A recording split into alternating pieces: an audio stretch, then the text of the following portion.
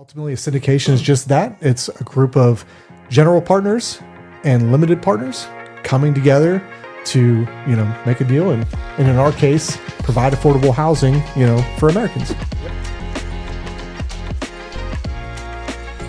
Hello and welcome to another episode of Real Estate Roundtable with MRTG Capital. My name is Tom Goodge, and as always, I'm here with my friend and business partner, Mr. Mike Rohm. How's it going, brother? Doing great. How you doing? Oh, man, I'm doing awesome. Today's been a great day so far. We started off with getting an awesome road trip in to get an appraisal done for a cash out refinance we're doing. That's going to be exciting. Coming full circle. We're going to get money that we're going to be able to at least turn into a few other deals to under contract that we can then turn into opportunities for you, our investors. So super exciting. Yeah. So that's a great way to start. And now we're here getting to share some nuggets with everyone. That's a win-win, brother. Oh, absolutely. Awesome. Now, one thing that I was talking to you about on the road that I'm like, where there hasn't, always been a win for somebody is with some other operators, some other syndicators out there where, looking at other groups, we'll say, just looking to see like what, chatter's going on and investors. And one of the key themes that we were seeing are like people asking like, hey, what's the temperature out there right now? Which is a great question, right? Like as an investor, you should be doing your homework, seeing like, hey, what are other returns are other people getting with other operators? Yeah. What are the distributions looking like? Doing as much homework as you possibly can. And seeing some people doing their homework, getting responses, such as, oh, hey, I'm in 7 different deals right now. The operators I've chosen on 5 of them haven't been the greatest, or, or what have you. And that goes into what we were really seeing for like us having a dry spell of not wanting to get anything under contract because it just wouldn't work. And everyone else then would, these deals that we pass on, go under contract. Yeah. Right. Isn't that insane? I mean, yeah, there were deals that, again, we took a lot of time to evaluate them, to see, did they make sense at the asking price? Hey, at a 40, 50% discount, did it make sense? It still didn't make sense. The numbers did not check out at today's value, at, after repairs or renovations are done, it still did not make sense. And then we see these deals go under contract and we're like, for full asking price. Right. It's like, who are these people? And, where do they learn to use simple math at? Right. But then ultimately, that same deal that didn't make sense for us, right? We're like, hey, listen, this won't meet the minimum requirements that we would want to present to our investors. Then all of a sudden, somehow that magical math is showing up and saying, hey, IRR will be 33%, AAR is going to at least be 25, like it's asinine numbers. And you're like, we were just trying to get to a 7% cash on cash return, right? With no bank, 50% discount, right? And we couldn't get there. And how did you do that with full asking price? I mean, there were times we looked at, all right, if 100% cash, no bank interest, nothing, still didn't make sense. Yeah, at a crazy, crazy per door discount. Right? Absolutely. So it's some of these operators are can't speak for them. I just don't know where they're getting their math from. Because it didn't make sense, but that's where we hear on the other side is, hey, they froze their distributions. We're not getting any, or it's a lot less than what we were told the target was. And that's what happens. They evaluated a deal, didn't make sense, and they still went through with it. So that's the unfortunate part of it. That's right. So what I wanted to do, I know that we don't have a ton of time for today's episode because there's other real estate that we have to go back on the road for, which is awesome. But I really want to just keep it a multi-part series, just like best practices for like risk management. Like what are we doing as operators to ensure that we are limiting the risk as much as possible? Like any investment is a risk, right? Like, and that's even why, like when you're looking at your PPM and like saying everywhere, like, hey, listen, you understand that there's a risk that you could lose your entire investment, right? Like it's the whole reason why these are regulated and actually making sure that people aren't getting promised the moon and, when there's nothing there, it's vaporware. But with that being said, there are ways, if you're savvy about it, to ensure that, like, hey, listen, we've pretty much mitigated the risk as much as we even possibly can, right? Like it's minimal, it's moot. Like, yes, things can happen, life happens, But there are ways that you can ensure that you are stacking the deck in your favor to get the returns that you're looking for. Yeah, absolutely. So that's what I want to talk about today. It would be nice just even for us to talk about the basics, right? And if we talk about, I'll even just hit on on the basic principles of real estate syndication, right? When we talk about the definition of real estate syndication, right? That is, consider that at its very basic level, group buying power, where you have an operator, a syndicator, a team, a company coming in, doing the work to find a great deal that they then present to their investor base, who are coming in as limited partners, right? Limiting the risk. Their name's not going on the note.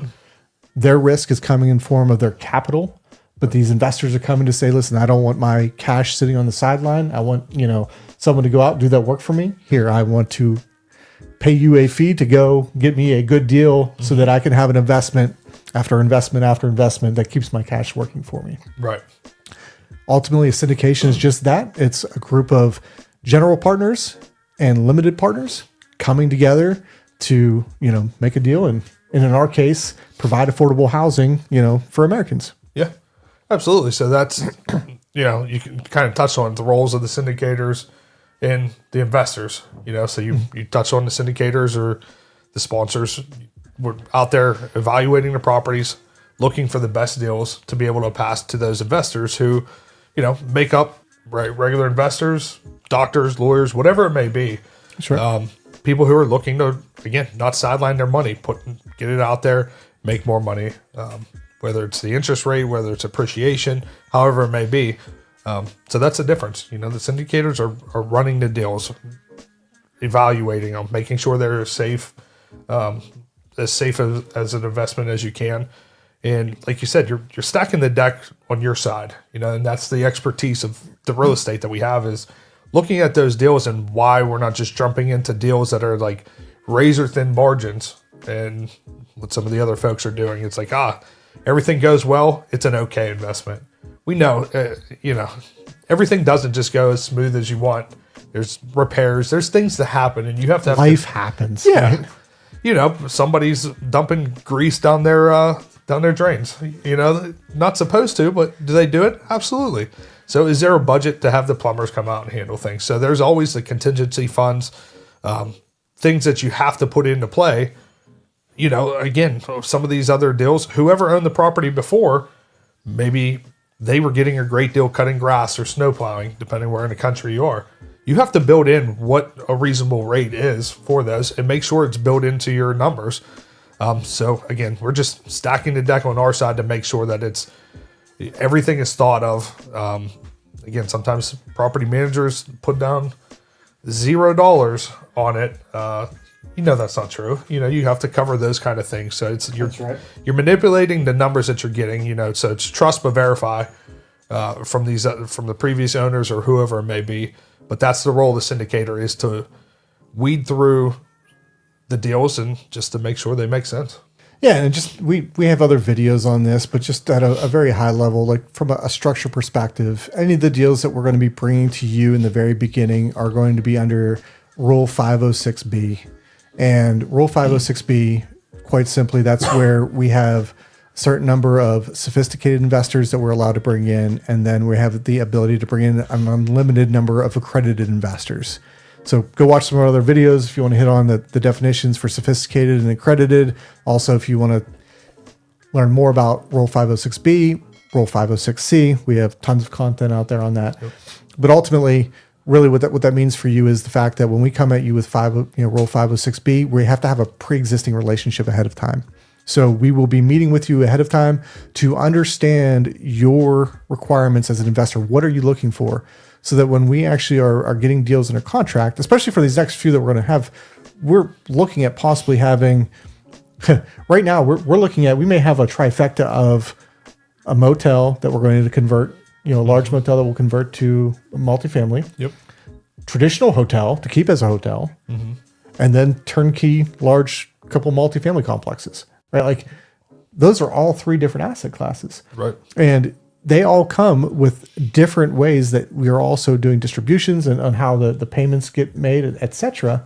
And then you as an investor, we have to meet with you ahead of time to understand what are your investment goals. You know, what are your risk tolerances? Like all of these things, you know, are you someone that just wants the cash flow? You want heavier cash flow. You don't care about appreciation. You care more about the appreciation and the larger upside than you do with cash flow. The kind of shares that you're going to purchase, things of that nature, those all come into play. And we need to meet with you to allow you to get to know us. And then also for us to get to know you as well. And so that's really where Rule 506B comes into play. A couple calls ahead of time for us to have conversations. And then we'll be able to present a deal to you when it's under contract. What we find out is real estate investing isn't for everybody. You know, it's for us. You know, like that's the best way to put it, right? We love this. We stuff. love it. It makes sense. Your investment is backed by an asset. You know, there's different scenarios to it. But like as you mentioned, there's different classes. There's the residential. There's the commercial. There's the hotels that we're converting, hotel motel converting to long-term living, whether it's then maybe it's just a hotel, but how distributions work. I mean, if you're buying a hotel at the beach, you're heavier in the summer. You know what I mean? Like so you're making a heavier, less vacancy in the summer, and then in the winter it kind of dies off, not as much, but it dies off. So your rates go down a little bit.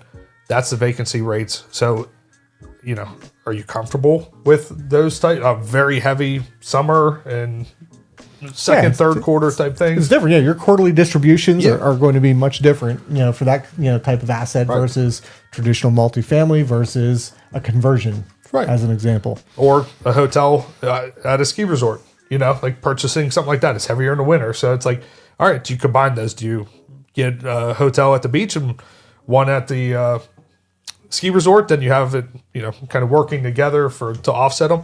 It just depends. So there's many different options. But again, without talking to people, we don't know what their goals are. You know, what we're looking at. Again, maybe somebody just wants to buy some duplexes and single families, and that's fine. But like having those conversations to find out what your goals are, and on top of how we're evaluating things, or why those conversations have to be there. That's right. So, all right, actually, so I know that we have to go, right? We have to go back on the road here. I get it. But for the next time, what I really want to focus on is starting with how we evaluate a market, right? Because market risks are real. And how we evaluate each one of the areas that we're looking at, right? And looking at the full life cycle of that market and what that means when we're looking at just the trending. And I mean, there's so much that we actually have to do from a research perspective to even determine if a market is viable for us. Right. You know, we're not even getting to the point of, hey, is this one that this asset makes sense? The market needs to make sense first, right? For us to even go there. Oh, it comes up to population, regional, what it everything. is. Yeah, there's so much that goes into just the market risk. Let's deep dive on that next time. Let's make that our first and foremost topic. But as always, thanks so much for tuning in. Like I said, sorry we had to cut this one short, but we'll catch you on the next one for sure. Till always, stay invested and stay informed. If you would like to connect, please head on over to MRTGcapital.com and request time to meet with us to answer any questions you may have about real estate investing through a syndication. We partner with small groups of investors just like you, and we're always reviewing deals that could be of interest to you.